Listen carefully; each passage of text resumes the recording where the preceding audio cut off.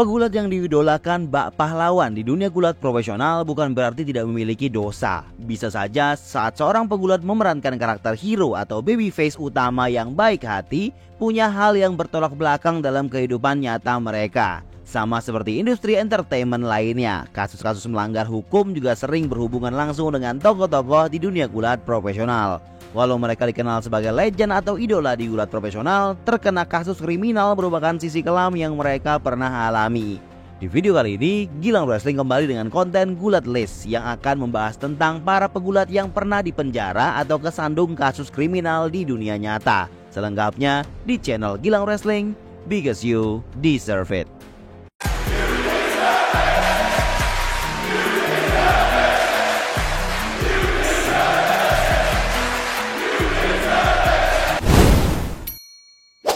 Stone Cold Steve Austin. The Texas Rattlesnake, Stone Cold Steve Austin merupakan nama besar di gulat profesional. Ia digandrungi para fans di masa keemasannya di Attitude Era tahun 90-an hingga 2000-an WWE.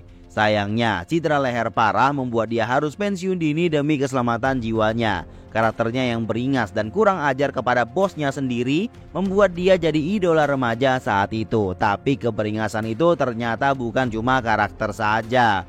Sebelum dia pensiun di tahun 2003, Stone Cold sempat kesal dengan WWE dan bookingannya untuknya di tahun 2002. Ia memutuskan untuk mangkir dari WWE dan off selama beberapa waktu. FYI, sekitar 2 tahun sebelumnya Austin menikahi Debra yang juga merupakan pegulat WWE dan cukup sering tampil di layar WWF kala itu dan terlihat jadi pasangan yang ideal. Tapi beda halnya di dunia nyata. Di masa off-nya tahun 2002 tadi, Austin sempat bertengkar dan KDRT dengan Debra yang membuat Debra berdarah. Dalam suatu malam, Debra menelpon polisi atas laporan KDRT dan berita yang merebak cukup menghebohkan dunia gulat saat itu. Pasalnya, Austin dikenal dengan karisma heroiknya di WWF malah memukuli istrinya sendiri. Ini jelas mempengaruhi image superstarnya saat itu. Kronologinya, setelah Debra menelpon polisi, polisi datang ke rumah dan Austin sudah pergi. Dan kemudian Austin menyerahkan diri ke polisi dan dia tidak menolak tuduhan tersebut dan mengaku bersalah. Sebagai hukumannya, ia harus bayar denda $1.000, setahun masa percobaan, dan 80 jam melakukan pelayanan sukarela. Beberapa bulan setelah itu, mereka resmi bercerai. Lex Luger. Pegulat yang bersinar di era awal 90-an ini cukup sering memerankan karakter heroik Amerika. Terdapat beberapa titik poin dalam karirnya di mana dia jadi pahlawan Amerika terbesar di WCW dan WWF. Termasuk saat mengalahkan seorang Hollywood Hulk Hogan untuk world title di WCW dan mengalahkan Yokozuna di WWF. Hal itu jadi momen heroik dirinya mengalahkan karakter penjahat pada saat itu. Masalah yang ia alami terkait dengan tindakan kriminal adalah sama dengan Steve Austin, yaitu KDRT. Tepatnya di tahun 2003, saat itu ia masih berpacaran dengan mantannya Randy Savage yaitu Miss Elizabeth. Ia sempat dilaporkan memukuli Elizabeth di garasi mereka, membuat wajah wanita itu lebam dan lecet. Ia dituntut dengan pasal kekerasan ringan. Ia harus membayar denda sebesar $2.500. Tidak lama setelah itu, tepatnya 2 hari kemudian, ia kembali ditangkap polisi karena mengemudi dalam pengaruh alkohol atau DUI dan menabrak pengendara lain. Ia juga didapat menggunakan SIM palsu. Tidak hanya itu, di tahun yang sama ia juga pernah ditangkap karena penggunaan obat-obatan terlarang. Ia didakwa dengan 13 pelanggaran kepemilikan obat terlarang dan ia dilepas dengan $27.500 pembayaran uang jaminan. Di Desember 2005, Lex Luger bersama Scott Steiner dan Buff Bagwell terpaksa harus dikeluarkan dari pesawat karena melakukan hal yang mengganggu penumpang lain. Mereka sempat ditahan selama beberapa jam sampai akhirnya dilepaskan. Setelah itu rekannya bisa lanjut terbang sementara Luger dimasukkan ke penjara karena melanggar masa percobaan atas kasus sebelumnya dan ia sempat ditahan selama 4 bulan. Jeff Hardy. Nama Jeff Hardy sudah cukup tercemar di dunia gulat profesional karena kecanduannya akan obat-obatan terlarang. Tidak heran ia layak masuk ke list ini. Banyak pegulat yang juga pernah mengalami kecanduan yang sama tetapi tidak seperti Jeff yang terus kembali terperangkap di jurang yang sama. Dalam dunia gulat sebenarnya ia jadi salah satu pegulat yang difavoritkan para fans. Style high flying dan personanya yang ikonik membuat banyak fans yang mengidolakan dirinya. Tentu itu hanya sebatas penampilannya sebagai pegulat yang menghibur, bukan sebagai tersangka pengguna obat-obatan terlarang. Di tahun 2009, ia ditahan karena penjualan obatan terlarang seperti steroid dan kokain. 2 tahun setelahnya, ia didakwa masuk penjara selama 10 hari dan 20 bulan masa percobaan serta denda $100.000. Di tahun 2018, 2019, dan 2022, Jeff Hardy ditahan karena kasus yang sama, yaitu mengemudi dalam keadaan mabuk atau DUI.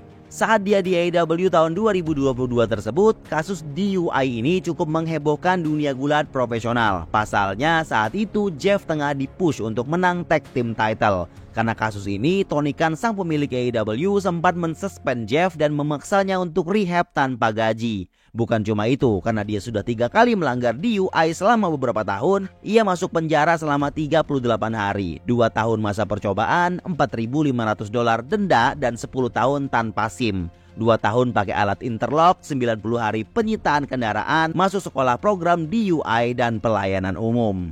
Walau semua kasus itu cukup memalukan, sampai sekarang masih banyak yang mengidolakan sosok Jeff Hardy di dunia gulat profesional. Matt Hardy. Di dunia kayfabe gulat profesional, Matt Hardy dikenal dengan personanya yang keren saat bersama WWE dan berhasil menemukan beragam versi dari karakternya saat di luar WWE.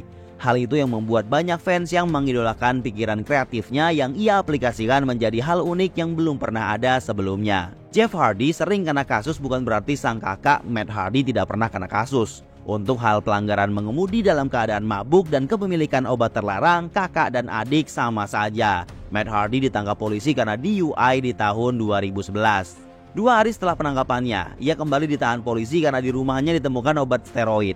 Beberapa bulan kemudian, ia yang seharusnya rehab malah tertangkap minum alkohol. Alhasil, ia kembali ke penjara. Yang membedakan Matt Hardy dengan Jeff Hardy adalah kasus yang satu ini.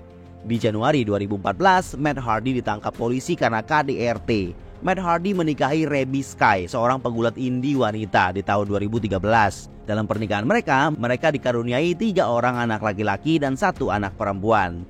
Pada awal 2014, seorang petugas motel di Virginia menelpon polisi dan melaporkan bahwa ada seseorang di atas sedang menghajar wanita yang mungkin istrinya. Polisi segera tiba dan mengamankan kejadian tersebut, dan dilaporkan setelah itu Matt Hardy dan Reby Sky terlihat lebam dan lecet di wajahnya akibat insiden perkelahian tersebut. Dua-duanya menuntut hukum ke satu sama lain. Beberapa hari setelah itu mereka sudah terlihat berdamai dan masing-masing sudah membatalkan laporannya. Sejak saat itu rumah tangga mereka baik-baik saja hingga sekarang. Ric Flair. Karir Ric Flair di masa primanya dikenal sebagai idola semua fans. Penampilan dan aksinya di atas ring selalu bisa menghipnotis penonton. Tidak ada yang bisa mengalahkan karisma seorang Ric Flair saat dia muncul di layar televisi di masa lalu. Akan tetapi hal itu bukan berarti menjauhkan dirinya dari sisi kelam dunia gulat. Tingkah si kakek tua satu ini memang tidak ada habisnya. 1 dekade belakangan saja ia sudah mendapat banyak tuduhan-tuduhan pelecehan yang tentu banyak ia bantah, termasuk kasus Plane Ride from Hell yang sudah saya ceritakan di video ini. Walau begitu, itu tidak menghentikan dia. Ia bebas melenggang ke sana kemari hingga ia menyatakan pensiun dari dunia gulat. Akan tetapi, di antara semua kasus yang pernah ia alami, beberapa di antaranya menghasilkan tuntutan hukum. Yang pertama, di tahun 2005 ia didakwa karena insiden perkelahian di jalan raya. Saat itu ia dituduh telah mencekek pengendara motor yang tidak sengaja menabrak mobilnya. Ia didakwa dengan 2 pelanggaran ringan dan perusakan barang orang lain. Ed sempat memparodikan insiden ini saat feud dengan Ric Flair di WWE. Kasus kedua, di tahun 2010, Ric Flair dituntut oleh Ring of Honor karena melanggar perjanjian kontrak. Ia dimintai ganti rugi besar $40.000. Tuntutan tersebut tidak pernah selesai hingga sekarang. High Spots Incorporated, sebuah perusahaan penjualan, mengklaim bahwa Ric Flair telah memberikan mereka sabuk NWA World Heavyweight Title sebagai jaminan pinjaman. Surat perintah penangkapan Ric Flair dikeluarkan di tahun 2011 untuk melaksanakan proses pengadilan karena telah melanggar perjanjian. Jika dia tidak hadir, dia akan dipenjara selama 90 hari. Sebulan setelahnya, High Spot merilis pernyataan bahwa hutang Ric Flair sudah dilunasi oleh seseorang. Booker T. Sosok Booker T cukup dikenal karena aksi promonya, ekspresi serta gimmicknya yang ikonik. Sebagai veteran dunia gulat, ia cukup berkontribusi banyak di kancah gulat profesional hingga sekarang. Terbukti dengan promosi gulat yang ia buat, yaitu Reality of Wrestling, menjadi cukup dikenal di belantika gulat dunia. Booker T memulai karirnya sejak akhir tahun 80-an dan cukup memberikan impact yang besar sejak saat itu. hingga dominasinya di WCW serta lanjut dengan kemunculannya di WWE membuat namanya menjadi sangat dikenal. Kasus kriminal yang menimpa Booker T tidak dia lakukan saat dia aktif menjadi pegulat dan dikenal di WCW dan WWE.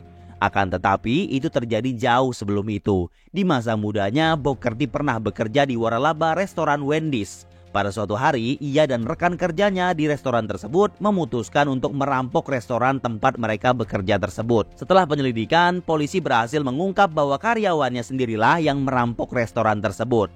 Booker T beserta rekannya ditahan polisi dan dimasukkan ke penjara di tahun 1987.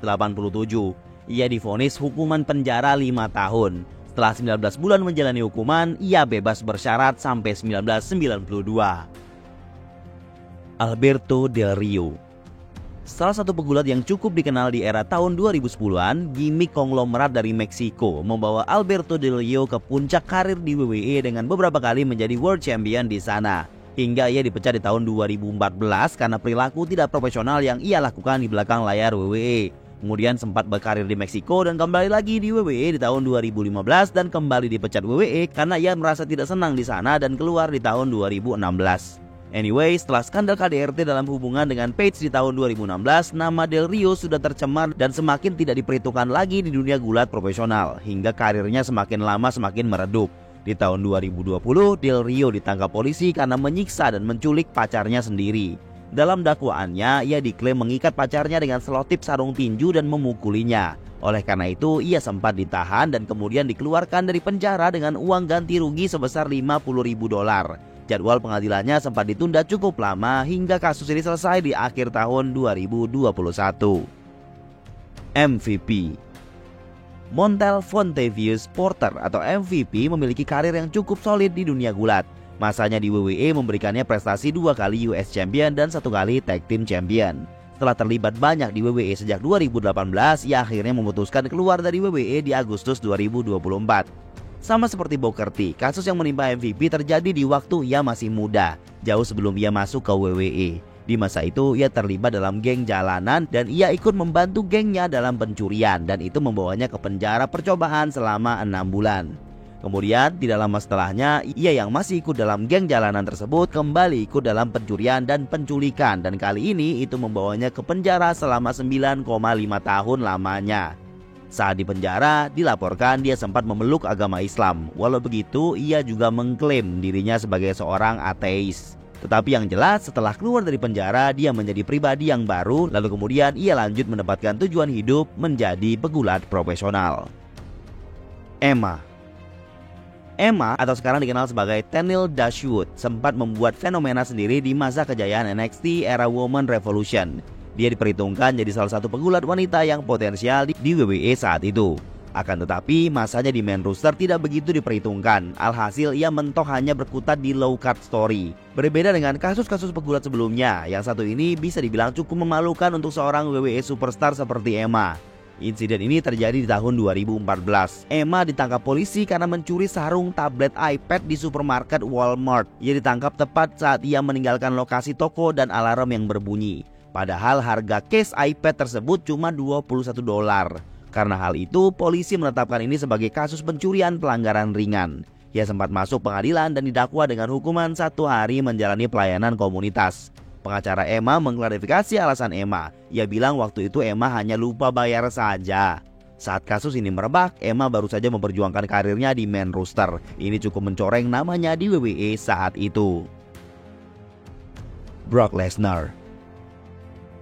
Tidak diragukan lagi, karir Brock Lesnar di WWE memiliki impact besar di dunia gulat profesional. Karakternya yang sangar dan beringas selalu konsisten memberi ancaman semua lawannya. Walau saat ini Brock Lesnar tidak lagi aktif di dunia gulat, tapi namanya tidak mungkin dilupakan begitu saja.